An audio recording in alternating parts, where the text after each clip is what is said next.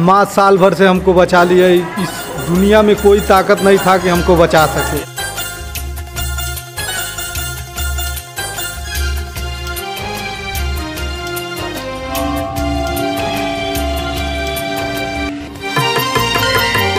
जब जब भक्तों पर संकट है आया, तेरी कृपा का बादल,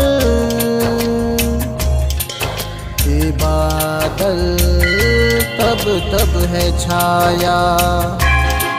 सच के राही को ये दुनिया हो, सच के राही। राधे राधे दोस्तों, मैं आज धर्म समधा माताजी के मंदिर पर हूँ जो रामकोला में पड़ता है। और माताजी का मंदिर बहुत ही सिद्ध पीठ प्राचीन मंदिर है। और जैसा कि महाराज जी बता रहे हैं, हजारों वर्ष पुराना मंदिर है। और बात करते हैं महाराज जी से और जानते हैं यहाँ के बारे में। ये एक राजा मदनपाल राजा थे जिनके घर एक लड़की हुई, और लड़की के बाद उत्पन्न होते ही वो एक ब्राह्मण से कुंडली दिखवाए।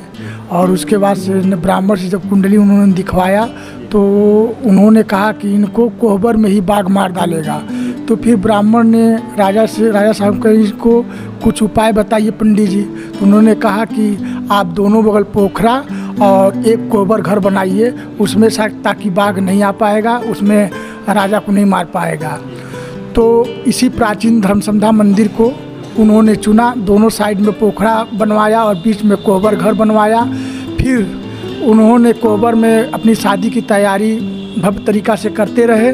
उसके बाद से नाउन बुकुआ लगा रही थी, उसी समय बुकुआ को झिल्ली बनाकर और जब दिखाई तो सचमुच बाघ बन गया और राजा को वही मार डाला।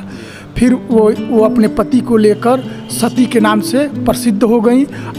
जिस जगह पे हम खड़े हैं वो इनकी कुल देवी हैं, ये माता जी राजा साहब की। और आज भी वो मंदिर स्थित है, दोनों पोखरा और कोहबर के घर पे वो मंदिर बना हुआ है। और वो ही अपने पति को लेकर जलते आग में सती हो गई। ये दोस्तों बहुत ही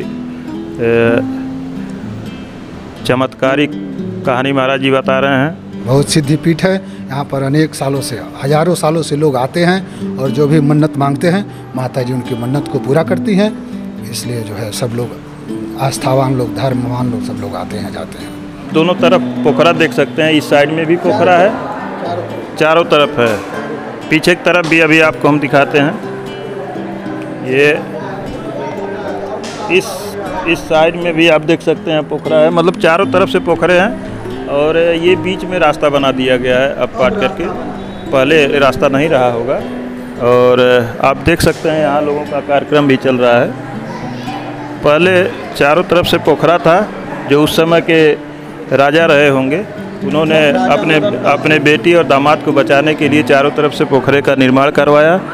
और यहाँ बीच पोखरे में माता जी को रखा गया, यहीं कोहबर बनाया गया।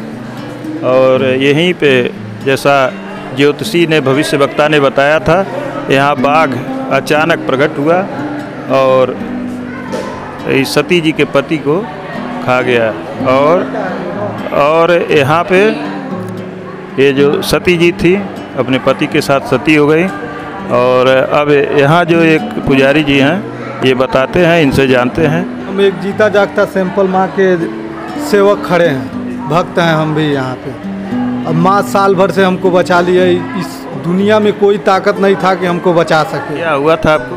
हमारा सोच लीजिए कि पूरा दुनिया से सब कोई लड़ सकता है, लेकिन अपने आप से कोई नहीं लड़ सकता। लेकिन माँ ने बचा के सेवा का मौका दिया, सेवा कर रहे हैं, माँ की चरण में हैं। और इस समय चमत्कार इनका यही है कि माँ वहाँ से अब सबको यहाँ बुला रही हैं। 40 साल ये दरवाज़ा बंद था। मथुरा दास बाबा ये जो है ना, जी यही है मथुरा दास बाबा जिनकी यहाँ पर प्रतिमा है, समाधि भी वही है। ये उधर महाराज जी की समाधि बनी हुई है। समाधि ही का समाधि है। जब ये माँ का सेवा करते थे वहाँ पर जाके, तो माँ ने भेजा कि नहीं वहाँ से यहाँ आओ, यहाँ सेवा करते थे। यहीं पर सेवा करते करते वो कुछ ऐसी रूप देख लिए कि जैसे कि वो ताला बंद करके और छोड़ दिए कि अब यहाँ ताला नहीं खुलेगा और पूजा आरती कुछ भी नहीं होगी, जो भी आएगा भक्त देख के उसी तरह चला जाएगा। तो पता नहीं बाबा का क्या महिमा था। उसके बाद 40 साल के बाद दरवाज़ा फिर माँ ने गुरुजी के हाथे, त्रिलोकीनाथ मिश्र के हाथे फिर दरवाज़ा खुलवा लिया है और दरवाज़ा खुलवा के सबकी पूजा आरती सबकी करा रही हैं।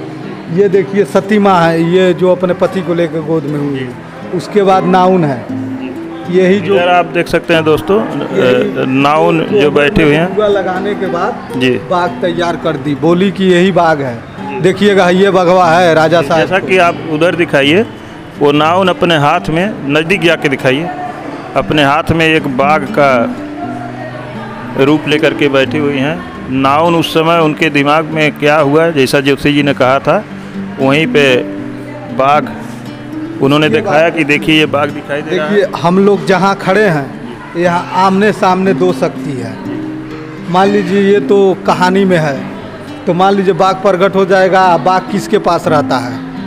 बाघ तो केवल माता जी के पास रहता है, दूसरे के पास तो नहीं रहता है। अपने पूरा हिंदुस्तान में कहीं ऐसा स्थान नहीं है कि जहां आप माथा टेक रहे हैं दोनों तरफ आपके आमने सामने शक्ति है, दोनों तरफ शक्ति है। अब माँ की आशीर्वाद यही है कि माँ अब वहाँ से अब सबको यहाँ बुला रही हैं जहाँ स्वयं भोलेनाथ स्वयं विराजमान है। चारों युग पर जिनका ताप है हनुमान जी वहाँ विराजमान है। संतोषी माता है, सती अनसुईया माई है, विश्वकर्मा जी हैं, मथुरा दास बाबा की समाधि है। यहाँ से बगल से ही जाएंगे तो भैरवनाथ का मंदिर होगा। ये बगल में जस्ट इधर से यहीं से दिखाई देगा, लेकिन जाने में लगभग 500 मीटर पड़ जाएगा आपको।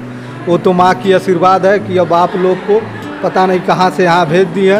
और जो कष्ट में रहता है सबकी माँ मनोकामना पूरा करती है और सुनती है, सबको बुलाती है। एक भक्त था यहाँ आया, आप अपनी कहानी नहीं बताया, आपको क्या दिक्कत?